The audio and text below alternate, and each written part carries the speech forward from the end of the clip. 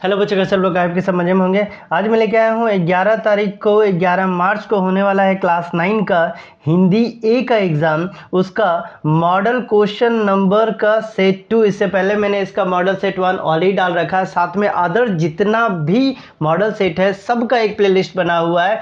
अगर इसके अलावा आपको बुक का चैप्टर वाइज चाहिए तो उसका भी प्लेलिस्ट बना हुआ, नहीं दिखे तो आपको एक बार जाकर के उसको जरूर देखना चाहिए। लिंक आपको आई बटन और डिस्क्रिप्शन दोनों में मिल जाएगा। और आपको क्या करना है, जहाँ कहीं भी अपने ग्रुप बना रखा है हर ग्रुप में इसे शेयर कर दे ताकि आपके तरह आपके फ्रेंड्स को भी इसका फायदा मिलता रहे। तो चलिए शुरू करते हैं। शुरू होता है खंड अ यानी अपठित गद्यांश से, जहां पूछा गया, यहां पर मैं एक गद्यांश दिया गया है। शिष्टाचार संस्कृति का द्योतक है। जो व्यक्ति जितना ही सुसंस्कृत होता है उसका आचार विचार उतना ही श्रेष्ठ होता है।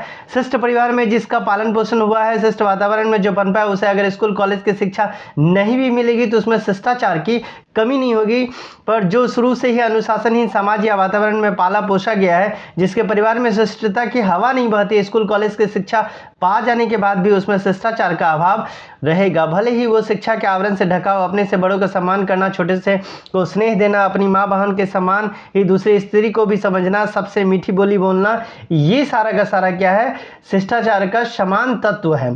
ठीक, अब सबसे पहले आपसे क्वेश्चन पूछा जा रहा है कि शिष्टाचार जो है किसका द्योतक है, यानी ये किसका, ये है सूत्रक है, तो ये हो जाएगा बी नंबर। दूसरा है शिष्टाचार का अर्थ क्या होता है, शिष्टाचार मतलब क्या होता है, तो शिष्टाचार मतलब होता है सभ्य आचरण। तीसरा है शिष्टाचार का सर्वमान तत्व क्या है, कौन सा तत्व है शिष्टाचार का जिसको हम लोग बोलते हैं सर्वमान, यानी ये सब जगह मान्य है। तो यथा योग्य आदर, ठीक है, यानी जो जैसा पोस्ट पे है, यानी आपसे बड़ा है तो बड़ों की तरह आदर करें, आपसे छोटा है तो छोटों की तरह आदर करें। नंबर 4 है किसका आचार विचार शिष्ट होता है, किसका आचार विचार होता है, तो ए नंबर जो व्यक्ति सुसंस्कृत होता है उसका। अब यहाँ पर मैं फिर देखिए दिया हुआ है कि नीचे दिए गए गद्यांश को पढ़ना है, पद्यांश को पूर्व चलने के बटोही बाट को पहचान ले, पुस्तकों में ही नहीं छिपी गई इसकी कहानी, हाल इसका ज्ञात होता है ना औरों की जुबानी, अनगिनत राही गए उस राह पर उनका पता क्या, पर गए कुछ लोग इस पर छोड़े पैरों की निशानी। आगे किसमें दिया है, ये निशानी मुख होकर भी बहुत कुछ बोलती है, खोल इसका अर्थ पंथी पंथ का अनुमान कर लो, पूर्व चलने के बटोही, यह बुरा है कि अच्छा है, व्यर्थ दिन पर इस पर बताना, जब असंभव छोड़कर ये पंथ दूसरों पर पग बढ़ाना, तू इससे अच्छा समझ यात्रा सरल इससे बनेगी, सोच मत केवल तुझे ही यह पड़ा मन में बिठाना, हर सफल पंथी यही विश्वास कर इस पर खड़ा है, पूर्व चलने के बटोही। ये हो गया आपका पद्यांश। अब इसमें क्वेश्चन दिया गया है बटोही का क्या अर्थ है, यहाँ पर मैं बटोही जो मतलब है इसका मतलब क्या हो जाएगा, तो बी नंबर राही। 6 नंबर है कवि ने किसकी पहचान करने की बात कही है, तो कवि किसकी पहचान करने को कह रहे हैं, पद का। 7 नंबर है हर सफल पंथी को करके क्या करके इस पर खड़ा है, मतलब ऐसा कौन सा काम किया है जिसके आधार पर इस पर खड़ा है, तो विश्वास करके, क्योंकि बिना विश्वास का कुछ नहीं होता है।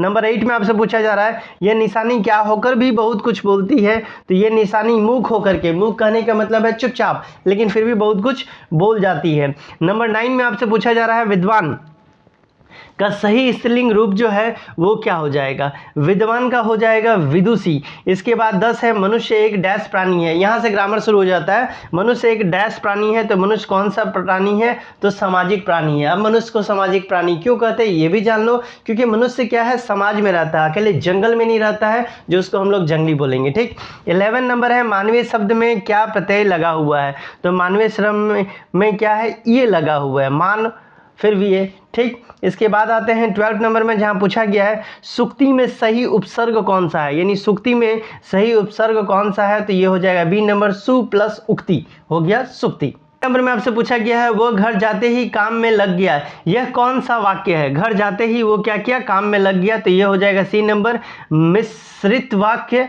ठीक है, ये इसको मिश्र वाक्य बोलेंगे। 14 है रचना की दृष्टि से वाक्य में कितने भेद होते हैं, तो ये हो जाएगा 14 का सी 3। 15 है ने चिन्ह का प्रयोग किस कारक में होता है, ने का, तो कर्ता कारक में आपको ये देखने को मिलेगा।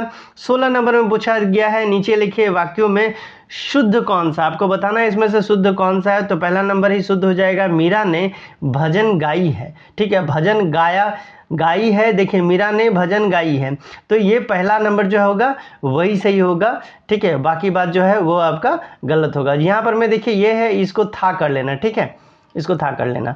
इसके बाद 17 है, निम्न में से फूल का पर्यायवाची शब्द कौन सा है? फूल का पूछा गया है तो फूल का पर्यायवाची हो जाएगा सुमन।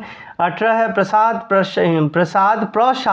शब्द का युग्म का सही अर्थ क्या है? इसका सही अर्थ होगा उपनाम और महल। यह प्रसाद कहने का मतलब है टाइटल, यह प्रासाद कहने का मतलब हो गया महल, दोनों को उपनाम बताना था। 19 नंबर आपसे पूछा गया सरल का सही विलोम क्या है? सरल का सही विलोम बोला गया तो ये हो जाएगा कठिन। 20 नंबर है, घोड़े बेचकर सोना मुहावरे का क्या अर्थ है?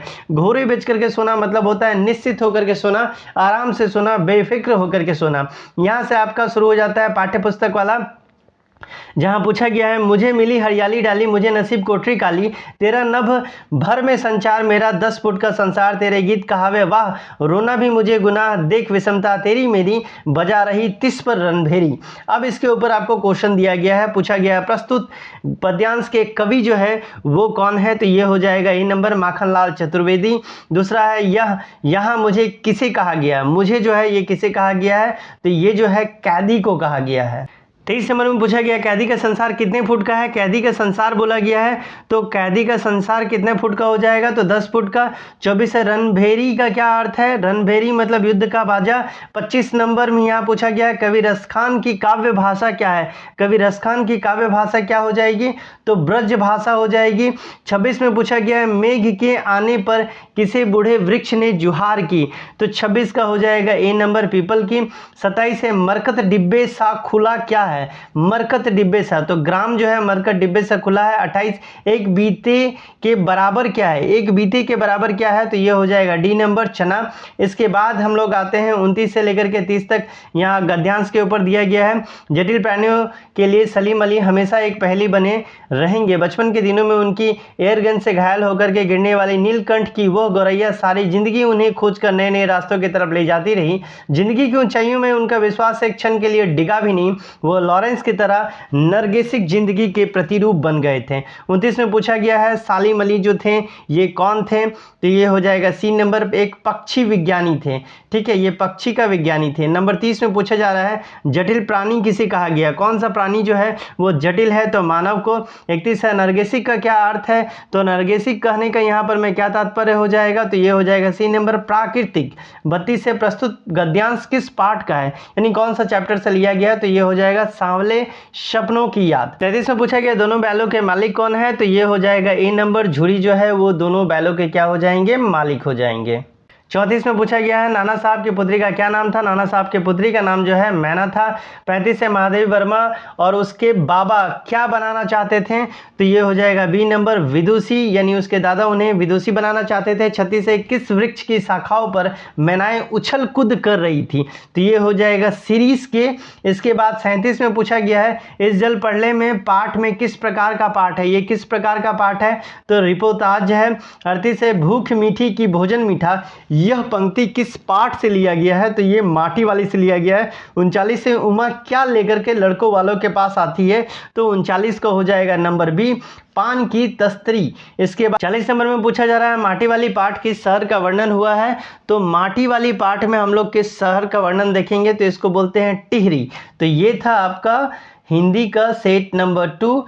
हर एक सब्जेक्ट का सेट, मॉडल सेट जो है वो डाला हुआ है, नहीं देखे तो आप एक बार उसे जा करके जरूर क्लिक करें। लिंक आपको आई बटन और डिस्क्रिप्शन दोनों में मिल जाएगा। और आपको क्या करना है, जहां कहीं भी आपने ग्रुप बना रखा है हर ग्रुप में इसे शेयर कर दें ताकि आपकी तरह आपके फ्रेंड्स को भी इसका फायदा मिलता रहे। चलिए मिलता है अगले वीडियो में, तब तक के लिए bye bye, take care and best of luck for your exam.